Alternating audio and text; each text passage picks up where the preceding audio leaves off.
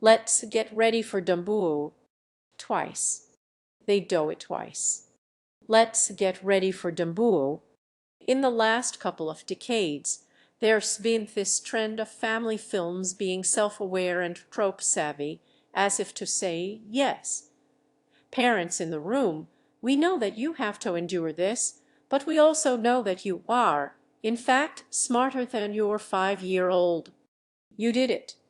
And while this has been present in Disney films since, debatably, Aladdin, this kind of meta-commentary has slowly been shifting from the occasional throwaway gaggets, a small world after all no, anything but that, to full-on important thematic statement.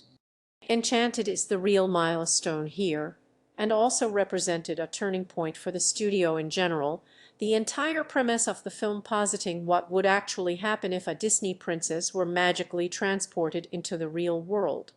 She's yours, Dante C. It's okay, you know. Let's just walk.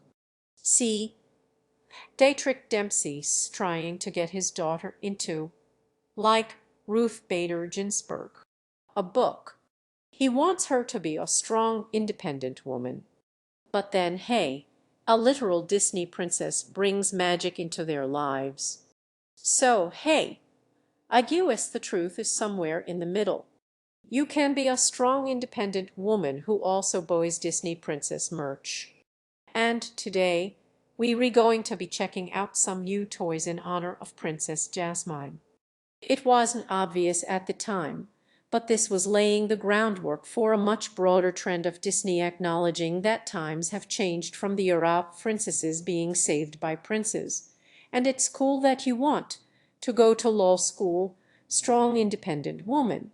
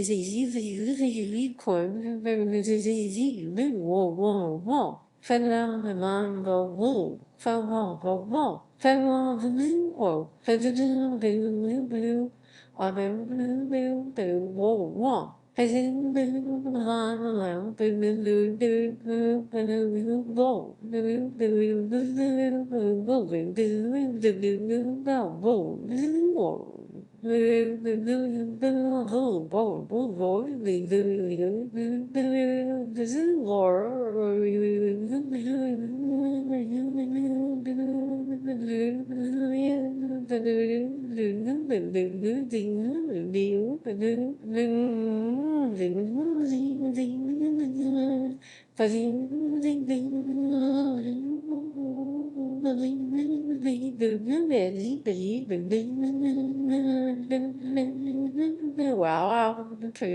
But please don't to stop buoying our stuff. Audiences really liked this meta aspect of Enchanted, and we saw similar elements in other films like Frozen. Lies, Freza, Sally, Buzz, in other the rather other and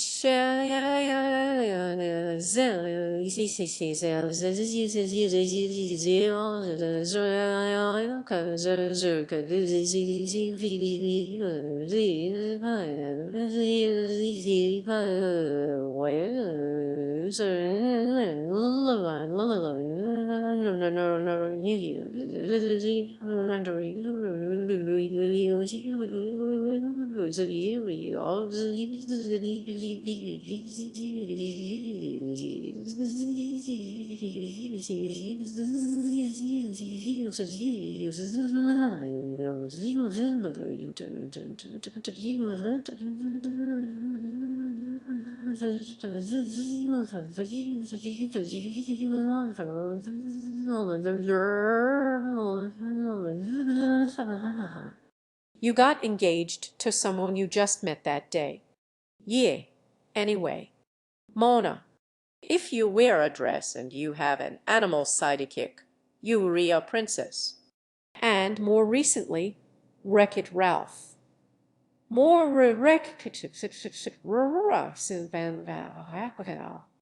Ralph breaks the internet. Were you poisoned? No. Cursed? No. Kidnapped or enslaved? No. Are you guys okay? Should I call the police? Soon we entered the era of the live-action remake slash sequel slash spin-off, beginning debatably with Tim Burton's Alice in Wonderland. Starring girl interrupted Alice, what wears armor, and a tortured tragic Mad Hatter, and whatever this is. As far as this trend goes, Cinderella felt like a test run. It had no real interest in reinventing the wheel so much as it slides in on the whole knowing the prince before the ball slash riding a horse equals empowerment shtick that ever after did better, because by this point that was old hat. But on the flip side of the coin we have Maleficent, or as I like to call it, my trash. Well, well, Maleficent is a remake, sort of, which works as meta-commentary by suggesting that the villain was tone-dimensional, but had sympathetic motivations. Very sympathetic motivations. Very sympathetic motivations.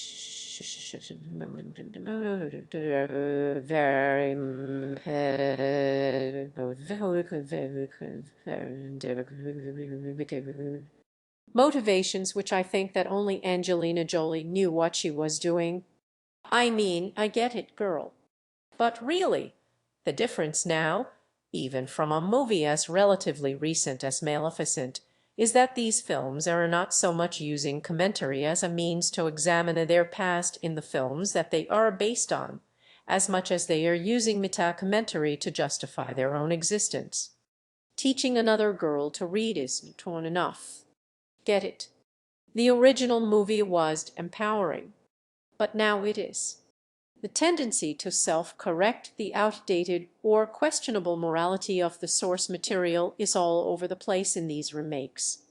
Dumbo, in particular, is ripe with it. Look at the sign, Dumbo. See, in the original film, Dumbo accidentally gets lit on some champagne and hallucinates. But here, champagne for Dumbo. No, we couldn't allow underage elephants to drink. What would the children think? And we the original Dumbo reunited with his mother at the end of the movie, who seems to be enjoying retirement on her own train car. The remake has them return to the jungle, and Danny DeVito gets an epilogue where he explains to the viewer that the circus is now cruelty-free. And the movie is not. Dumbo gets an epilogue where he explains to the viewer that the circus is now cruelty-free. We believe no wild animals shall be held in captivity. So the remake has this forced Aesop that animal cruelty is bad. You know, which is not a bad thing in and of itself. It is bad, and I am glad animals in circuses have been phased out.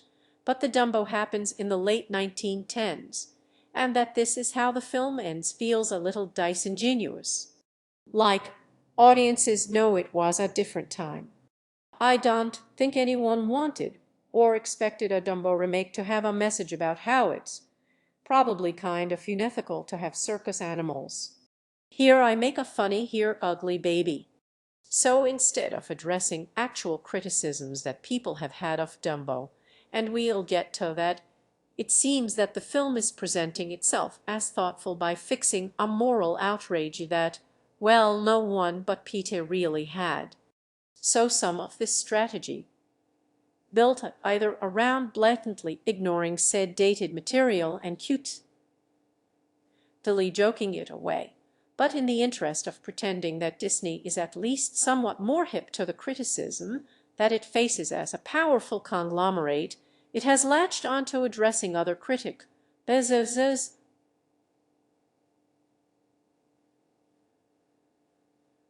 the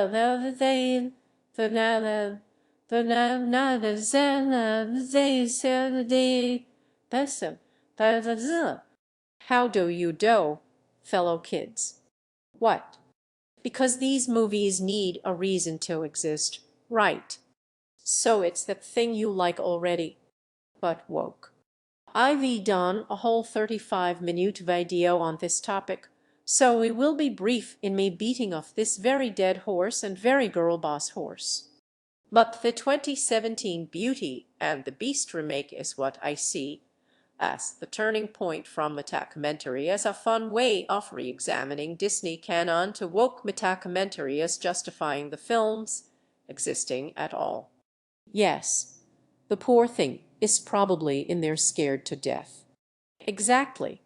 This is where the movies stop trying to expand and instead want to be more like, we've read the /head scratchers page on Futropes, so let nitpick our own movies. What's your name? That is a hairbrush.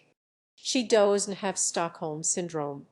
She basically says so.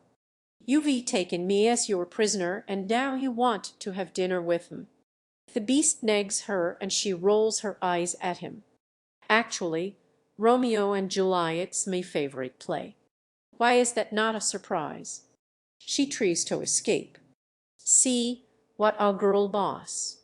She's an inventor who reads. Girl boss. Their utter lack of chemistry is, I don't know, feminist somehow. And as much as the 1991 Beauty and the Beast was a success for the studio, it also became an easy target for bad faith or lazy criticisms. It feels like an exercise of self-flagellation, but one that the audience is in on. Since Disney Studios' brand is so tied up in the idea of princesses, it's been constantly reevaluating its relationship to the concept. We definitely saw some evolution in the 90s. Then maybe I don't want to be a princess anymore. But in the wake of Lean In, it's like we can't have a female character without really overt text about how empowered she is. In Dumbo, there is a girl child, Colin Farrell's daughter, who wants to be a scientist, not a circus performer like her father wants. Which fine. Except it plays into the plot not at all. She doesn't discover anything about Dumbo or figure out the aerodynamics of elephants flying. It serves no other purpose other than to show that she's not like other girls, what with their frippery and need for attention.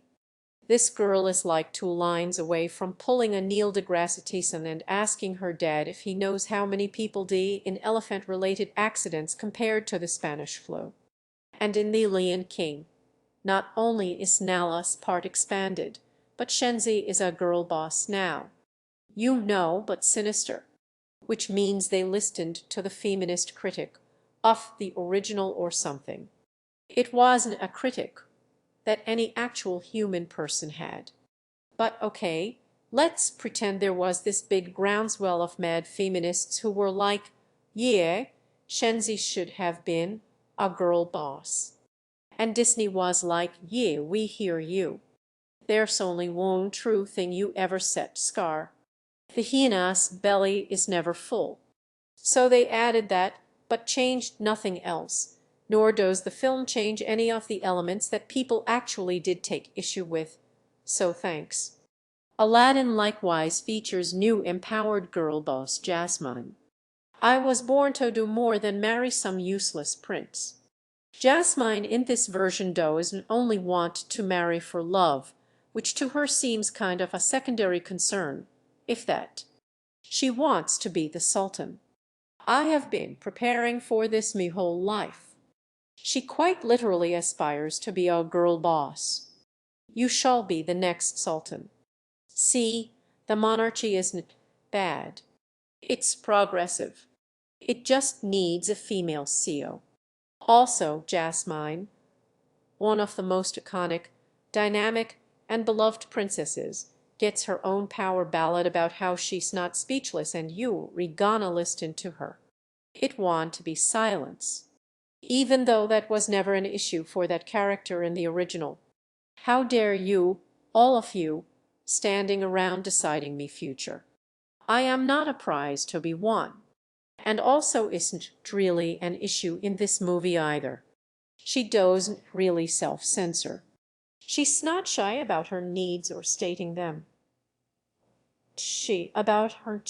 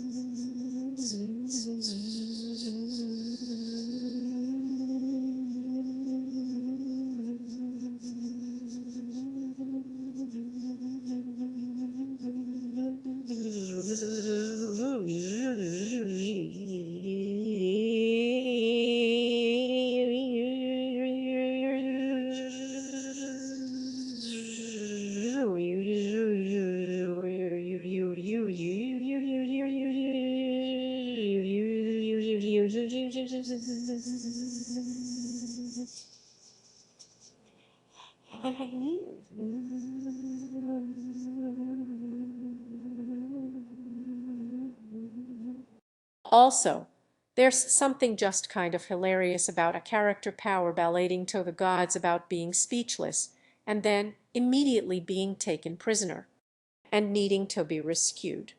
So the goal here is to make princesses feel still relevant.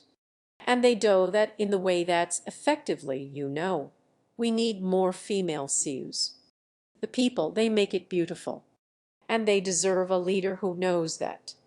And with that in mind, I really can't wait to see how they regonna wokeify the Little Mermaid. Like, it all have Ariel really lean into that. Like, bright young woman ready to stand line and have her want to be on land because she found a shipwrecked copy of Girl, Wash Your Face. And they gonna go way out of their way to say it's not for a guy. It's not for a guy. He's a fringe benefit. So the metatextual inclusion of gender-related progress gets addressed by adding lean in feminism and making everyone a girl boss.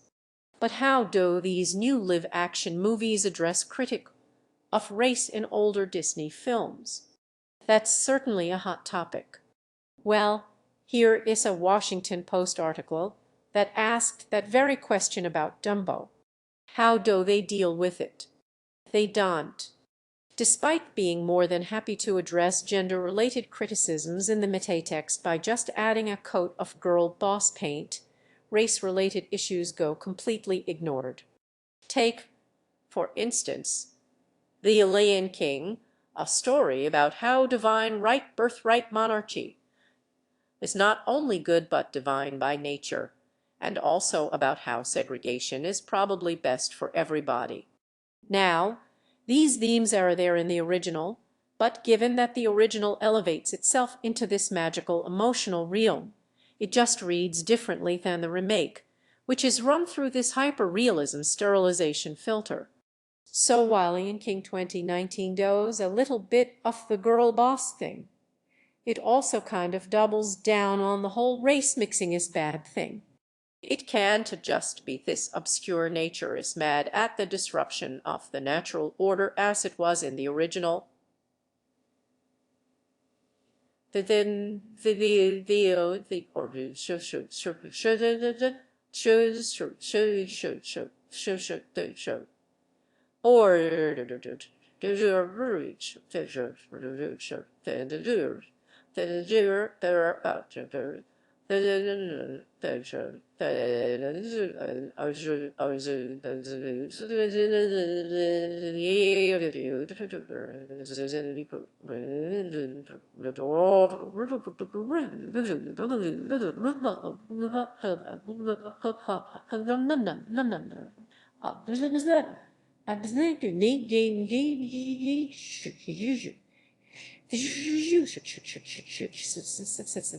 Yeah.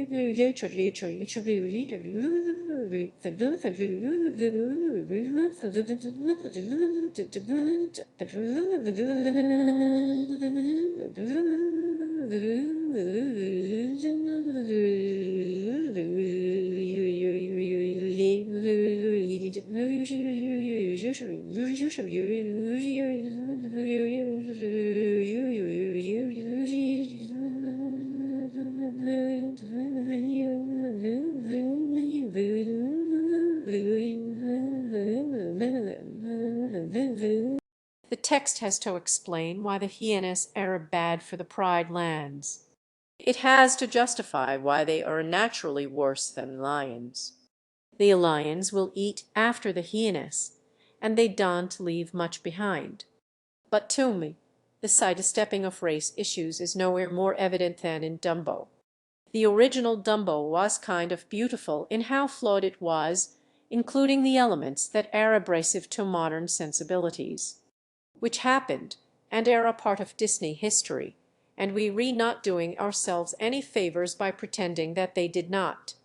Take, for instance, the scene of baby Dumbo accidentally getting lit, which, yes, we need to lampshade.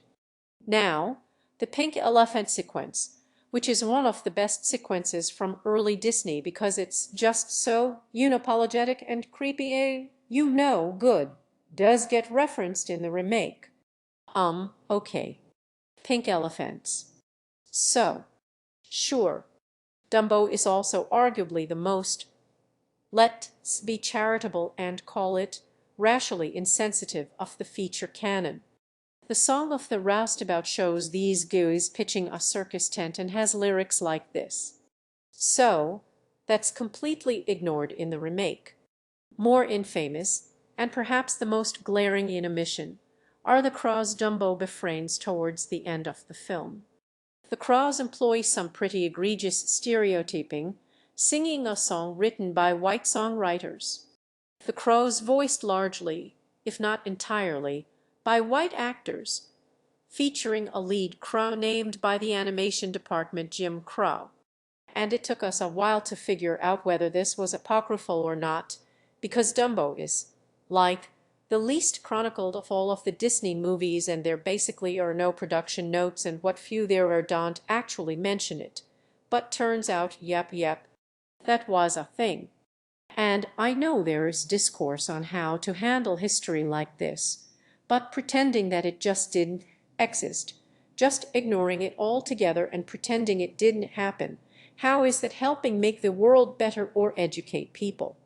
The crows are a part of the now of Dumbo just as much as Baby Mine or Pink Elephants, but unlike those two, which are ham-fistedly jammed into the remake, the crows don't even get mentioned.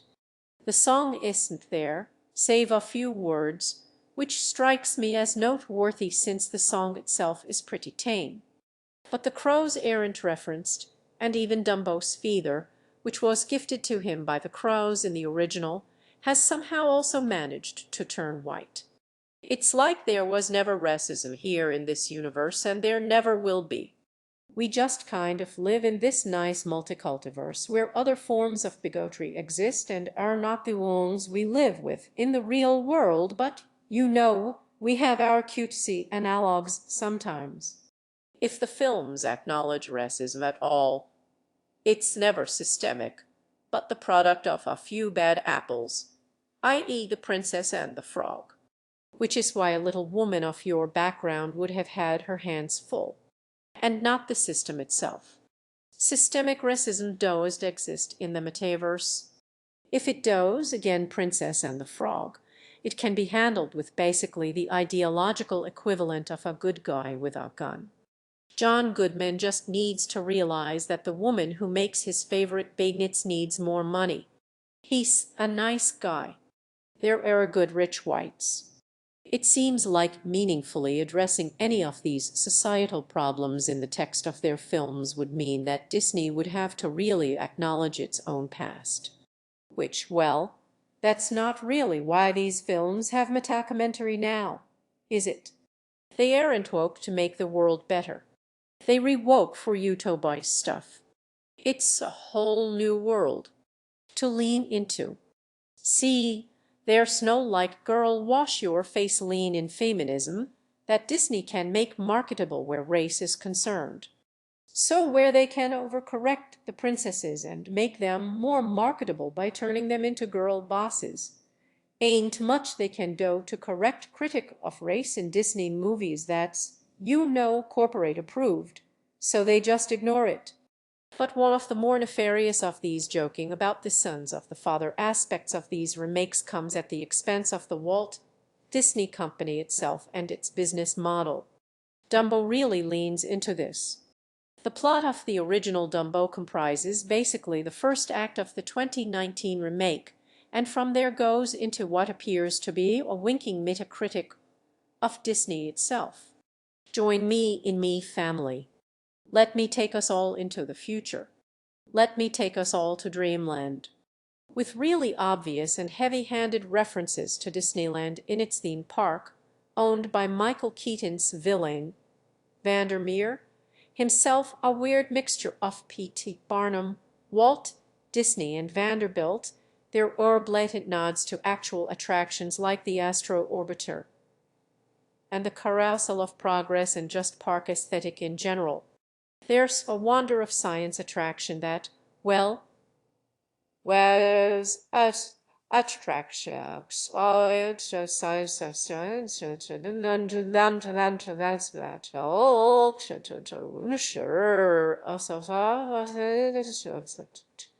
Dad, wonders of science. Don't worry, honey, it's bought by ExxonMobil.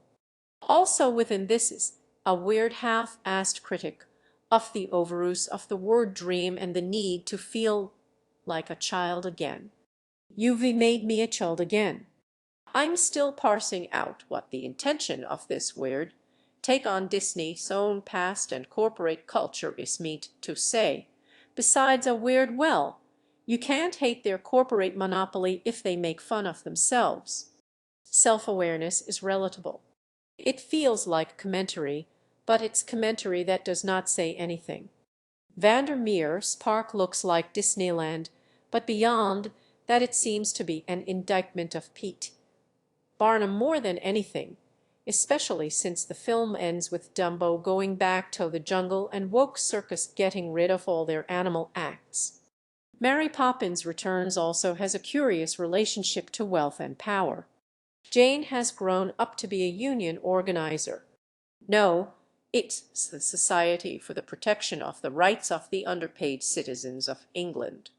A labor organizer, which, considering Walt's relationship to unions itself, is kind of hilarious. But she is mostly portrayed as kind of a ditz, and the ending relies on her asking the lamplighters for unpaid labor, not for the benefit of any kind of, labor union, but to help her save her house that she owns. Jane's advocacy doesn't really do anything for organized labor. If anything, it's just more, just ripping off the original. Well, her mom was a suffragette, so Jane's pinko iguis. But the main plot surrounds the banks, and also the bank, which wants to repossess the bank's house. In the original, the bank is portrayed as something of a neutral evil, heartless and bottom-line obsessed. Something that Mr. Banks overvalues at the expense of his family. Meanwhile, in Sequel Land, the main villain is a rogue Colin Firth, the bad rich man. The Banks family is on the cusp of losing their house, because Michael is bad at money and Jane is a communist. A home they love so much they tied their identity to it, in much the same way that Mr. Banks did his job in the original. Towards the end, it looks like they re going to lose their house, unless they do the thing by the stroke of midnight. But don't worry, the one bad man is removed.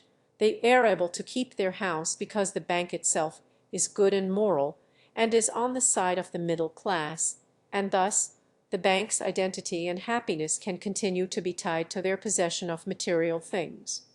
And I find that interesting, because in the original Mr. Banks lets go of the thing that he had erroneously attached his own value and sense of identity to.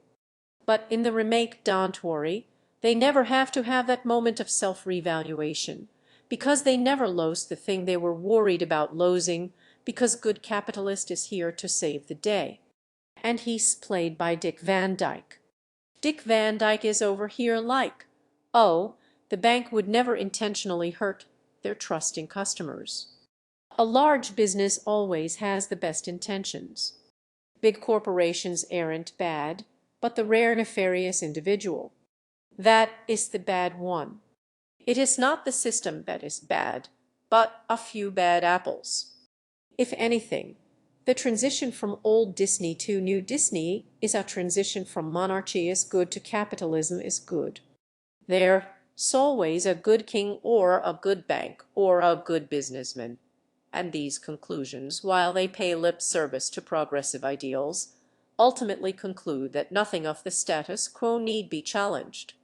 Not really, which feels pretty convenient when the company producing these things own more and more of the media that we consume every day. But now Disney will have full control of Hulu, will control its customer management, its technology, its data sharing. This is not to say that empowering women to be leaders, or a family keeping their house, or cruelty-free circuses are a bad thing, but if that's all you got, then that's not progress. That's just marketing. These movies are redundant, with a couple of exceptions, weird outliers like Maleficent, and I guess you could make a case for The Jungle Book. But for the most part, these movies don't need to exist, so they give themselves a metatextual reason to exist in the text. It's that thing you like, but woke. For The Lion King, it's take the majestic thing and run it through this hyper-sterilized realism filter. For Beauty and the Beast, it's sending this love story about personal growth and forgiveness through the Beast for She filter.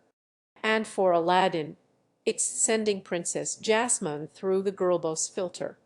And for Dumbo, it's take the problematic thing and problematizing it to the point where it unrecognizable and Dumboist, even the main character anymore. Whoa, this is a disaster. Like, okay, so you've taken a property from the 1940s and you have identified that it has certain insensitivities relating to race and animal cruelty. You have declared the thing problematic. Yea, great. Good for you. In the words of Alan Arkin, so. And that's one of the more frustrating things about this era of pop criticism, where we look back on media history and be like, thing bad, and people can look on history with this smugness of hindsight and say, you know that thing you liked as a kid. Well, it had problems. It was problematic. Did I blow your mind yet?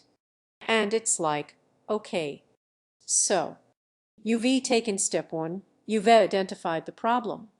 What do you want to do with that? Are you that guy in that Onion article that always likes to bring up that John Lennon beat his wife? Do you want to drag the company that made the thing through the street? Do you want to wave it off and say it was a product of its time? So who cares? Or do you want to do what Disney is doing with its remakes and just erase the history and just ignore the stuff that aged poorly and just pretend it never happened? Whoa, this is a disaster. Because a part of media literacy is taking film history, understanding its context, exploring different viewpoints on the media and the history in question, and accepting it for what it was, not pretending it didn't happen. There were some power structures that Disney movies are never going to challenge. The original entries in the Disney film canon were never about challenge or change, and so it goes with their remakes and their reboots and their sequels. It's not the system that's bad. It's that women aren't allowed to be CEOs. Let Jasmine be a girl boss. Sultan. It's not that class stratification is bad. It's just Bella totally sticking it to those narrow-minded poor townies by owning a funded washing machine startup. Only Maleficent, hot mess though it is, kind of feels a little transgressive and an outlier in this trend because it's actually centered on women and their pain, and actually challenges the foundation of the original in a way that you don't see in any of these other movies.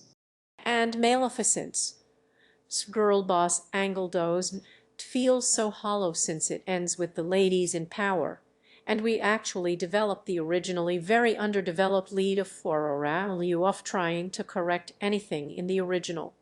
It must needs be remarked that one of the big issues here, especially once Disney started dipping into the waters of making animated films with non-European settings or characters of color, is that people of color or from the backgrounds of the people being depicted were rarely involved in the behind-the-scenes work.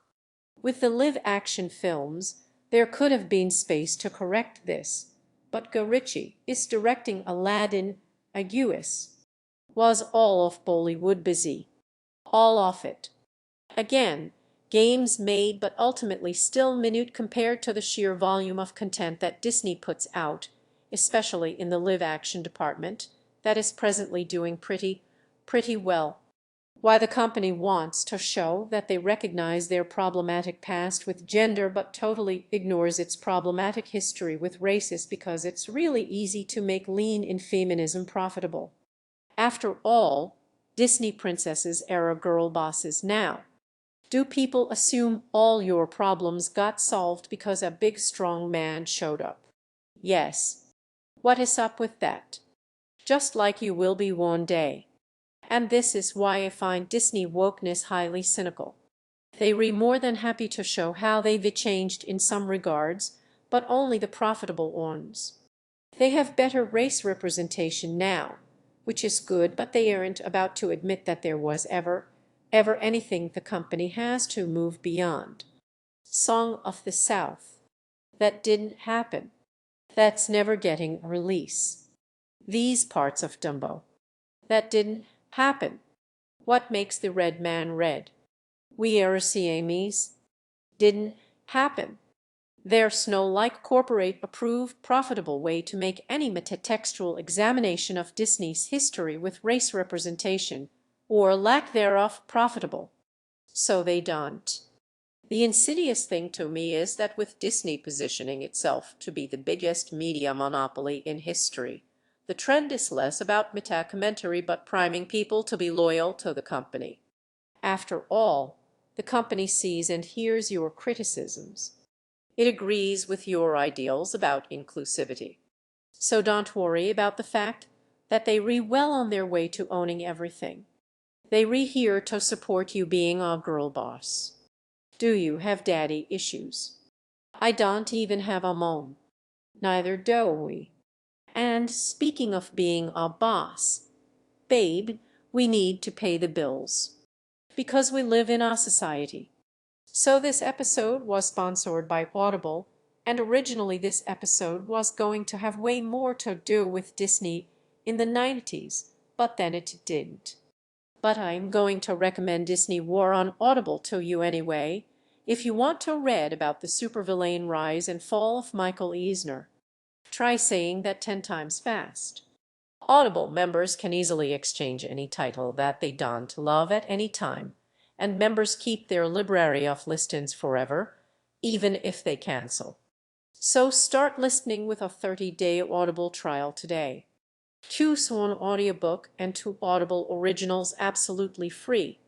Visit audible.com/Lindsay Ellis or text Lindsay Ellis to 500 500.